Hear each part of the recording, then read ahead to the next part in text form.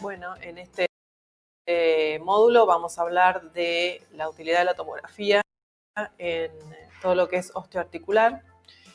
No vamos a agotar todos los temas, pero les voy a mostrar un poco qué es lo que hacemos y para qué es más útil la tomografía en el sistema musculoesquelético. Bueno, vamos a comenzar con lo que es tomografía en el sistema osteoarticular. Acá tenemos un ejemplo, un paciente con síndrome de Poland. Acá vemos al bebé y una radiografía común. Se nota una asimetría en el tórax y esto está dado por la ausencia o hipoplasia del músculo pectoral mayor. En este caso es una reconstrucción tridimensional y vemos que también tiene hipoplasia de los primeros arcos costales. En los cortes axiales de la tomografía podemos ver bien el pectoral del lado sano y el pectoral ausente. Otro ejemplo es similar. En la radiografía de tórax ya se ve una menor opacidad de este lado. En este caso era una joven, donde la opacidad de la mama es donde está el lado sano. Con el contralateral hay mucha menor opacidad y acá lo vemos en la tomografía. El lado normal y la ausencia del pectoral y de la mama. El síndrome de Poland en las chicas es mucho más notorio a partir de la pubertad por el desarrollo mamario. Entonces generalmente recurren a la cirugía estética. En cambio en los varones no es tan notorio y a veces no se hace nada. Y bueno, acá vemos otro ejemplo, una reconstrucción tridimensional para ver la piel y se ve también la asimetría. Acá vemos los músculos, el músculo normal y el músculo ausente hipoplásico. En este caso, al hacer la reconstrucción de la parrilla costal, vemos que la parrilla costal no tiene alteraciones. Otras reconstrucciones, en otro caso, un corte axial y un corte coronal, lo mismo. El músculo normal y el músculo hipoplásico o ausente. También podemos hacer reconstrucción, otro síndrome de Poland, con lo mismo, para ver los grupos musculares. Y acá podemos reconstruir la parrilla costal desde adentro o desde afuera, para ver la conformación de la caja torácica. Otra malformación respecto a la parte ósea en el tórax que podemos ver es el síndrome de Sprengel, donde vemos una escápula anormalmente alta y del lado normal a su altura convencional. En la columna, ¿qué podemos buscar? Con respecto a la patología osteoarticular, podemos ver distintos tipos de malformaciones, como por ejemplo la vértebra mariposa o las hemivértebras. En este caso condicionan la presencia de escoliosis. Acá vemos un caso en la columna cervical. Acá estamos viendo la hemivértebra y la desviación de la columna. En una reconstrucción tridimensional es más fácil de ver. Acá vemos la hemivértebra y del otro lado fusión de arcos costales posteriores. Este es un MPR convencional. También podemos hacer MPR curvos cuando la escoliosis es muy pronunciada.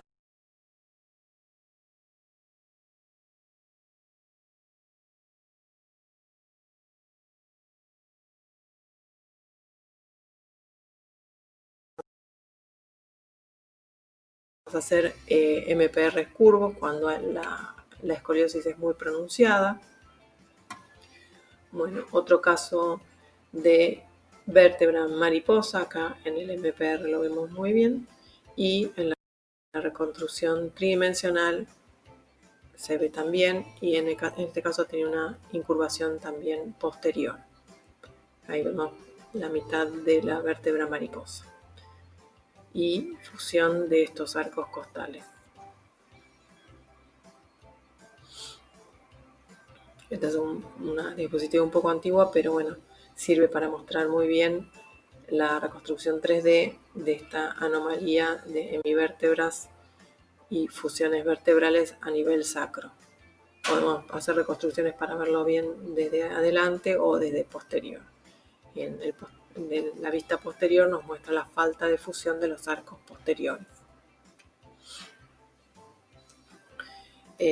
Otros casos que podemos ver y podemos reconstruir con MPR en anomalías congénitas es el síndrome de regresión caudal.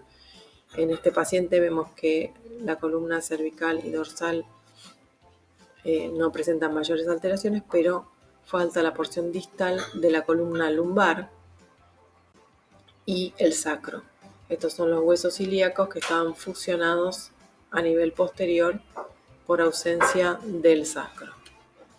También se puede hacer reconstrucción 3D y acá lo vemos claramente. Falta de la última porción de la columna lumbar y ambas alas ilíacas fusionadas por la ausencia del sacro. Tenemos también escoliosis más complejas con fusiones vertebrales, hemivértebras, fusiones de los arcos costales. Para esto es bien útil tanto las reconstrucciones multiplanares como tridimensionales, que le sirven al cirujano al ortopedista para planificar mejor la cirugía en el caso de necesitarlo. Bueno, es un caso así bastante raro, pero por lo anecdótico lo traigo más que por la utilidad de la tomografía en este caso, y era una hipoplasia de peroné de un lado y una agenesia total de peroné del otro. Esto con una radiografía simple es suficiente, pero bueno, acá en este caso pidieron tomografía y vale. Bueno, displasia de caderas, esto sí es más frecuente, lo vemos frecuentemente, y antes se utilizaba sobre todo la radiología convencional, pero hoy por hoy lo más utilizado y lo que más sirve para el diagnóstico es la ecografía. ¿Para qué usamos la tomografía? No para confirmar el diagnóstico, sino para la planificación quirúrgica y para el control postquirúrgico. Acá vemos la cabeza femoral correctamente posicionada y en este caso no se corrigió y además es más hipoplásica. Una vez operado tienen un yeso que les cubre toda la cadera y los muslos, entonces la tomografía sirve para ver cómo cómo quedó la cirugía después. Acá vemos lo mismo, bien posicionado de este lado, y aquí está un poquito luxadita en sentido anterior. También podemos hacer reconstrucciones coronales, donde vemos un acetábulo normal y un acetábulo más aplanado. Aquí todavía el núcleo de la diosificación de la cabeza femoral no apareció. En este caso lo que estamos viendo es la secuela, donde se ve el acetábulo aplanado. Acá lo vemos también en el corte axial, una deformidad de la cabeza femoral y del cuello. En reconstrucciones coronales vemos un poco lo mismo, un acetábulo normal, un acetábulo aplanado, poco continente, y la deformidad de la cabeza femoral por la no corrección temprana de la luxación de caderas. Otro caso similar, pero más grave, más luxado. Acá vemos la radiografía convencional, la cadera normal, y esta que se ha ido luxado en sentido cefálico. Un acetábulo con concavidad normal y este muy aplanado, y la cabeza femoral se ubicó más cefálicamente y forma un pseudo-neoacetábulo.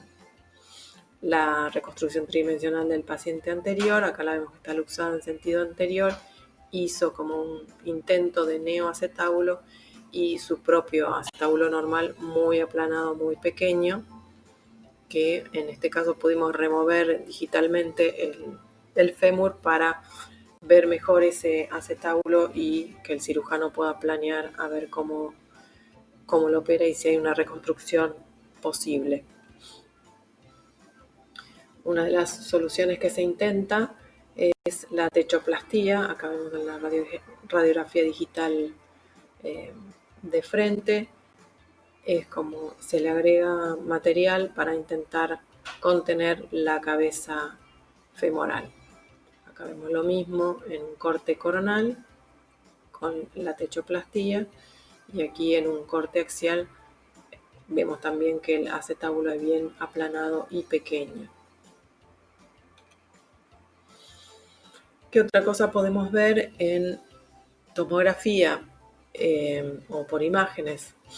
Acá pongo artritis séptica. No es que la tomografía, es precisamente para explicar que no es el método ni más precoz ni de elección para una infección ósea aguda.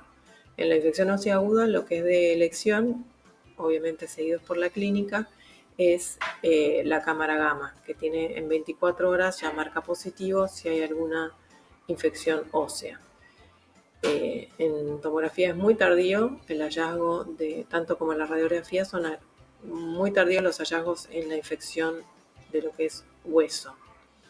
Y acá lo que vemos es un ejemplo de una secuela de una artritis séptica neonatal que por la vascularización que tienen los huesos en los neonatos tiende a diseminarse y a comprometer las articulaciones y más de una articulación. Bueno, acá hicimos lo mismo, la marcada deformidad de las cabezas femorales como quedaron y de los acetábulos removimos las cabezas femorales para que pudiera verse alguna posibilidad de reconstrucción de esos acetábulos. Bueno, este es otro tipo de compromiso infeccioso. Como dijimos, la cámara gamma capta muy precozmente. La radiología convencional también lo ve, pero esto ya es tardío, infección crónica. Y en la resonancia es mucho más evidente. ¿Para qué nos puede servir la tomografía entonces? En las osteomielitis y las osteomielitis crónicas es como guía de punción. Acá vemos una sospecha de un absceso de Brody y la aguja de punción. Este era otro caso de osteomielitis confirmado por cámara gamma y resonancia y obviamente la clínica, que en la tomografía cuando vemos algún tipo de lesión puede servir de guía como punción para tomar material y cultivo. Malformaciones congénitas, podemos en la multiplanaridad que nos permite la tomografía es bien útil para estudiar lo que son las coaliciones tarsales o barras óseas. En este caso estamos viendo una coalición ósea calcáneo astragalina que se ve muy bien en el plano coronal, acá también. Siempre es importante hacer el estudio comparativo de pies, de rodillas. ¿Por qué? Porque a veces la coalición tarsal no es tan evidente y puede ser una barra fibrosa, entonces solo se ve una disminución del espacio y en la comparación con el contralateral nos ayuda a definirlo. Acá vemos también en la radiografía simple que ya se ve y acá otro tipo de colisión tarsal calcáneo navicular del pie derecho. ¿Sí? Acá se ve bien y lo comparamos con el otro lado sano, donde no se ve ningún tipo de colisión. Pueden ser también bilaterales. Bueno, otra utilidad o importancia de la tomografía en el sistema osteoarticular son la clasificación de las fracturas, no para cualquier fractura, sino para fracturas complejas. O sea, la clasificación de Salter-Harris, utilizando, que seguramente ya la conocen y si no está en cualquier parte, es muy fácil de encontrar, con la multiplanaridad de la tomografía nos permite bien ver el compromiso metáfiso-epifisario, si está comprometida la fisis, ver la dirección del trazo de fractura. Estos son reconstrucciones coronales y estas sagitales. Acá vemos también todo el trazo de fractura, metáfiso epifisario, cómo en esta porción llega al espacio articular. Si hubiera algún desplazamiento también se ve. Acá en el plano sagital vemos cómo es oblicuo de posterior a anterior, y además tenía una fractura espiroidea del perone. Otro ejemplo de fractura, donde vemos que el trazo de fractura alcanza el espacio articular y tiene un desplazamiento. Lo vemos en el coronal y también lo vemos en el sagital.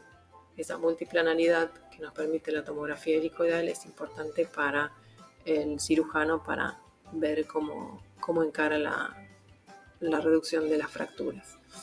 Esta es una reconstrucción 3D del mismo paciente, donde removimos la rótula para ver un poco mejor el trayecto de la fractura. A veces hay fracturas que son o regiones anatómicas como el codo, que es bien complicada de evaluar. Entonces las reconstrucciones multiplanares nos ayudan mucho. En este caso no era una fractura tan grosera como las anteriores, pero logra verse el compromiso y el trayecto de la fractura en un coronal, también en un axial. Acá vemos cómo se encuentra comprometida la tróclea humeral, y en el plano sagital vemos apenitas cómo se distingue el trazo de fractura y un pequeño fragmento óseo.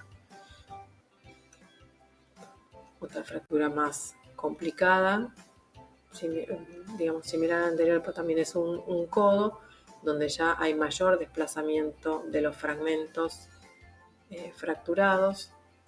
Acá lo vemos también en un plano axial, coronal y sagital. Cada uno de los planos nos sirve para orientarnos y poder definir bien cómo está fracturado, si hay desplazamiento y hacia dónde se desplazaron los fragmentos. A veces, para orientarnos un poco mejor, podemos hacer una reconstrucción 3D y después volver al multiplanar. Este es el mismo paciente que el anterior, donde se ve la fractura y el desplazamiento de los fragmentos. Se ve que el cúbito y el radial no tenían alteración, pero bueno, aquí sí lo vemos el húmero, la fractura metáfiso-epifisaria humeral. La muñeca, por la cantidad de huesos y su tamaño, es también difícil de evaluar, sobre todo para la radiología convencional cuando ya tiene puesto el yeso. Entonces los controles son más fáciles por tomografía, y acá vemos la fractura, los fragmentos que no están muy desplazados. Aquí la vemos, estos son cortes axiales, aquí la vemos en un coronal, donde podemos seguir bien el trayecto de la fractura. Aquí también hay un pequeño desprendimiento. Evaluamos bien el carpo, que no había fractura en este caso, y en un corte sagital vemos también la alineación y si hay algún desplazamiento de los fragmentos de la fractura. Este era un caso, una fractura muy compleja de una paciente que había caído de altura, y además de la multiplanaridad y la posibilidad de evaluar las fracturas con mayor definición, la tomografía multihélice tiene gran velocidad, entonces se barre al paciente, el paciente se va y después con más tiempo se hacen todas las reconstrucciones y se ve el compromiso, en este caso de este cuerpo vertebral, y cómo estaba fracturado y desplazado el sacro. También tenía fractura del anillo pelviano, acá lo vemos en varias partes, y cómo estaba fracturado y desplazado el sacro. O sea, el postproceso, la tomografía en sí es muy rápida, el postproceso es lo que demora para ver toda la evaluación del compromiso. Bueno, en el caso de la epifisiolisis también sirve el control, más que el diagnóstico. Sigue siendo, como siempre, la sospecha clínica, la radiología, y por tomografía lo que hacemos es, por radiología y cámara gamma, y lo que por tomografía hacemos es el control de postquirúrgico sobre todo. O cuando ya vemos también cuando vemos las lesiones, luego para planear una cirugía reconstructiva, más que diagnóstico, es posterior para una reconstrucción. Todas estas etapas tienen la gran sospecha clínica y por resonancia se ven mucho antes. Lo mismo en el PERTES, la cadera normal y la secuela de PERTES. Es poco el aporte en el diagnóstico previo de la tomografía. Otro caso, por ejemplo, en las osteocondritis, lo vemos bien por radiología convencional, también se ven bien por resonancia magnética, y en algunos casos, para una mayor precisión del compromiso de la superficie ósea más que de la cartilaginosa, podemos hacer una tomografía, pero se ve muy bien por resonancia. Casos menos frecuentes como este, los traigo nomás que para mostrar qué otras cosas podemos ver en tomografía con respecto al sistema osteoarticular. Este era un caso de una displasia fibrosa, acá en la rama iliopubiana, con la característica ensanchamiento y desplazamiento de las corticales y toda la alteración de la matriz ósea. Un caso particular de querubismo, que es un caso especial de displasia fibrosa, donde se afecta principalmente el maxilar inferior en este caso, o maxilar superior e inferior en otros casos. Otro tipo de displasia fibrosa, acá se ve la malformación en la paciente y el compromiso óseo. También tienen las manchas café con leche. Ya como ya tanto para las fracturas como para este caso, que era una histiocytosis, nos sirve la tomografía para ver el compromiso del cuerpo vertebral y si está afectado el canal neural. Esto también es muy importante verlo por resonancia magnética, donde nos habla de cómo está la médula, que en tomografía no podemos saberlo. O casos como este, que era una herida de arma de fuego, para ver exactamente dónde se encontraba el proyectil, que obviamente por ser metálico no puede entrar en el resonador. Acá vimos que estaba ubicado en el espacio discal y no había afectación del canal neural. Bueno, esto ha sido un breve pantallazo de lo que es osteoarticular en tomografía. Bueno, espero que les haya servido. Cualquier cosa, siempre tienen el foro para preguntar cualquier duda. Y bueno, nos vemos en el próximo módulo.